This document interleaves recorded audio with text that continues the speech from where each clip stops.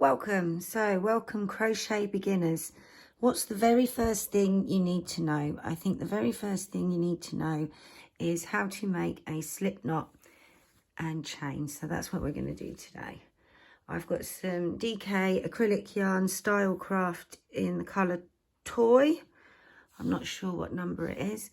And I've got a 4.5mm hook. So the first thing we want to do is make a slip knot. So using my index finger, I hold the tail end of the yarn with my thumb. I'm then going to wrap the yarn around my index finger twice, moving away from me and towards the nail. Yeah, so we've now got two loops on your finger. You're going to take the back loop and pull it over the front loop. And we're now going to take that, what was the front loop and is now the back loop, over and all the way off, and then pull tight. So that's your slip knot. Once you can rewatch that as many times as you need. Once you've made your slip knot, you're going to pop your hook inside. Now when you pull the tail, it should get tighter. Yeah, the loop should get smaller. So I found the hardest thing learning to crochet was holding the yarn. It took me a while, especially if you're a knitter. You may find it a struggle because you're used to holding the yarn in your other hand. So don't worry, it can be a bit tricky, but once you get the hang of it, you know it forever. It's in the muscle memory. So what I like to do is,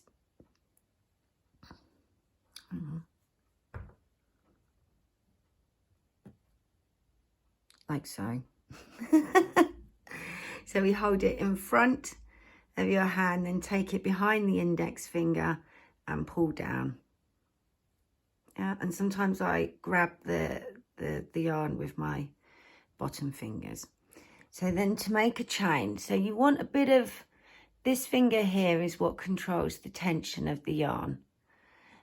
Different people hold and do it different ways. So you're going to want to play around with it. I recommend watching a few videos and watching how different people hold their hooks. Some people hold their hooks like a knife, like you see I am. And some people hold their hooks like a pencil. Yeah, I tend to do that with smaller hooks. So I like to hold the knot with the work with my thumb and middle finger. And then what we're going to do is make a chain. So to make a chain, you're going to take your hook in front of the yarn and then wrap it around. We're then going to pull that through the loop. And that's made a chain. We've now got another loop, yeah? We're going to wrap the yarn around and pull through the loop. Yes, let's do that a bit closer. Wrap the yarn around and pull through the loop. Wrap the yarn around and pull through the loop. We call this yarn over. I don't know why I'm saying wrap around. And then what you'll notice is that you get this plait start to develop. Don't worry if your plait doesn't look like a plait. And you just want to keep doing this, practicing this, because this movement that the right hand is making is the only movement the right hand has to make, really. It's just different combinations. But this is the movement that we really want to learn. So just keep going with that, get to a certain point, and then pull it all under and start again. So to make the slip knot, we wrap the yarn away from us around the finger twice. We take the back loop over the front loop. That front loop now becomes the back loop, and we take that over and all the way off and pull tight. Pop your hook in, pull the tail to tighten the loop.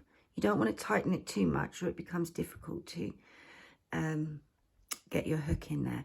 So the yarn goes in front of the bottom three fingers and then wraps over the index finger.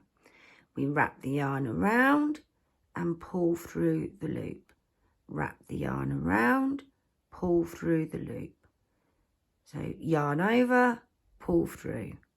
Yarn over, pull through. Yarn over, pull through. Yarn over, pull through. And you're going to want to move your thumb up the work to hold it as you go. So just repeating this movement again and again, and then once you've mastered that, we can move on to making stitches. So I'll see you in the next video, and we'll look at how to make some stitches.